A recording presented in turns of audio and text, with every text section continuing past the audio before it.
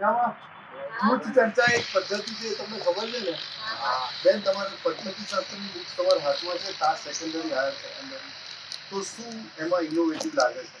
એટલે મીન્સમાં ખબર નથી પડતી, પણ હવે આ પદ્ધતિશાસ્ત્રની જ્યાંથી બુક મારા જોડે આવી છે ને ત્યાંથી મને વધારે ખ્યાલ આવવા માંડ્યો છે અને હું ટાટની એક્ઝામ હાયર સેકન્ડરી કમ્પ્લીટ કરી શકીશ. સોરી, અને મીન્સમાં પેપર 2 લખવામાં તમને ઈઝી લાગશે હવે? હા, પદ્ધતિશાસ્ત્ર એકદમ ઈઝી અને લાગશે. વિષય વસ્તુ સાથે બંને સાથે ઈઝી લાગશે. તમારે રીઝનિંગના જૂથ ચર્ચામાં બેસીને દાખલો તમે રીઝનિંગ સોલ્વ કરો છો, એમાં શું ફાયદો થાય? ફાયદો એમ કે પહેલા ઘણું ટફ પડતું હતું. બુક લીધા પછી આમ તમે સમજો ને કે 70-80% અમને ફેર પડી ગયો. બરાબર. અને આ બધા જોડે જઈને ચર્ચા કરતા આપણને બુક સંગાત કરીએ તો ઘણો બધો ફેર પડે. તમને શિક્ષણ મનોવિજ્ઞાનની બુક કેવી લાગી? સારી લાગે.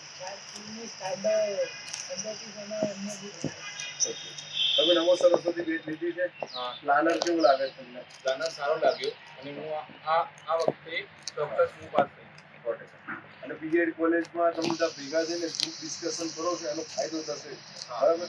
અને તમે તાર સેકન્ડરી અને ટેટ 2 ની તૈયારી કરી રહ્યા છો, તો એની અંદર તમને બેચમાં સૌથી સારા લેક્ચર કોના લાગે છે?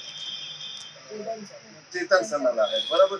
તો વિદ્યાર્થી મિત્રો, તમે જોઈ રહ્યા છો આ વખતે નમો સરસ્વતી બેચ જે પ્રમાણે ગ્રુપ ડિસ્કશન બીએડના વિદ્યાર્થી કે જે જૂની યાદો તાજી કરે છે કે બીએડ અહીં કર્યું હતું ને મજા કરી હતી, બરાબર? તો આ વખતે બાકાજી કી બોલાવવાની છે કે નહીં? તો વિદ્યાર્થી મિત્રો, સરસ મજાનો કોર્સ છે નમો સરસ્વતી બેચ લેવા માટે આજે જ જ્ઞાન લાઈવ શિક્ષણ ચેનલમાં આજે તમે નીચે આપેલા નંબર પર કોન્ટેક્ટ કરો અથવા તમે જ્ઞાન લાઈવ એપ્લિકેશનથી બાય કરી શકો. જય હિન્દ, જય ભારત, જય જય ગરવી ગુજરાત.